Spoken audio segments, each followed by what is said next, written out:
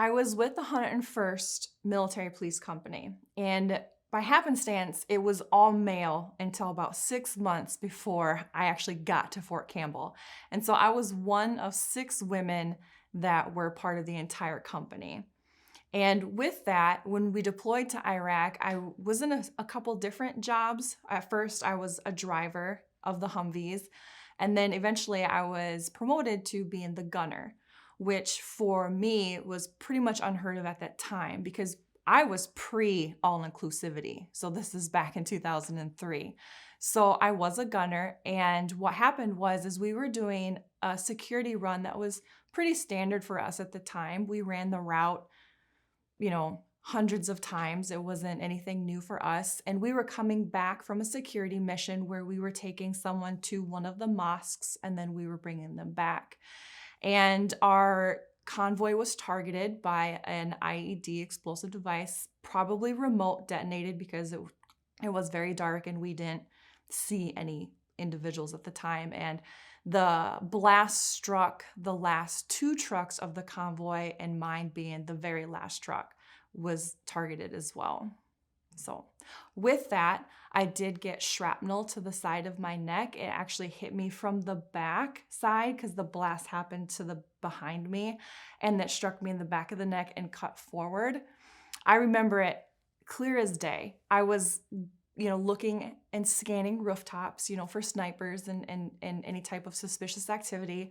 And I looked over to my left and I glanced over, and then I felt the bump, which is us going up over the Tigris River, because it was very standard for me to feel that. And then I glanced up over to the right, and then just boom. So if I was still looking over this way for how deep it would have taken out the whole side of my throat, and I would not be here today. I just looked the other way. I just glanced the other way. And then the blast itself, because the light was what I noticed first, and it took me back. And then the blast itself, because it was where it was in the neck, actually severed several nerves in my neck. And so I have some paralysis, that low portion of my face and neck still. So I actually didn't feel any pain because of it just wiped out the nerves. And so I guess there's some grace to that as well. I mean, I had immediate loss of sensation and a little bit of like a burning, tingling sensation. And I was kind of rattled by the blast. So I wasn't really sure what was happening, but I remember thinking to myself, oh my God, my face, because like I just couldn't feel anything anymore. And it's your face, and I didn't know what my injuries were, but I knew I was injured. I didn't know this at the time, but I had very much a flight mentality.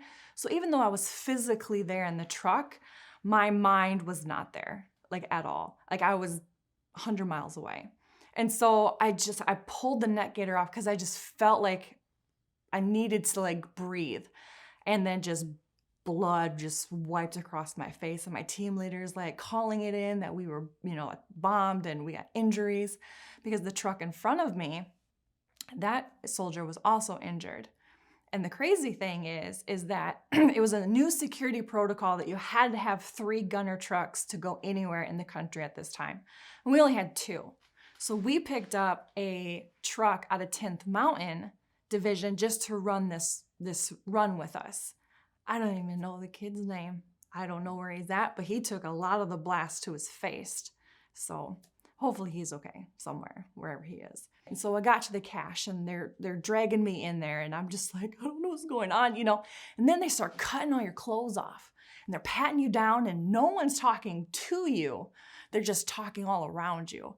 And I at the time, I'm like, oh my God, I'm dying. Like, I don't know what's wrong with me. I just know there's a lot of frantic talking. There's a lot of crazy things being said, and they're talking about morphine. They're pulling off your dog tags. There's a lot of stuff happening, and you're just, this is it. I'm going to die. And that was trauma on top of that too.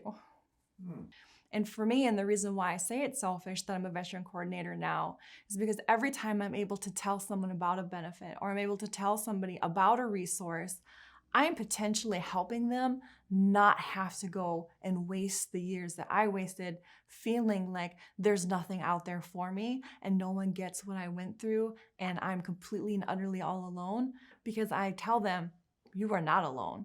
If you need assistance, this is how you get to the VA. Did you know that you have 5 years of free care? Did you know this? Did you know that? Did you know that this service comes here? Because they just don't know, because people aren't talking about it.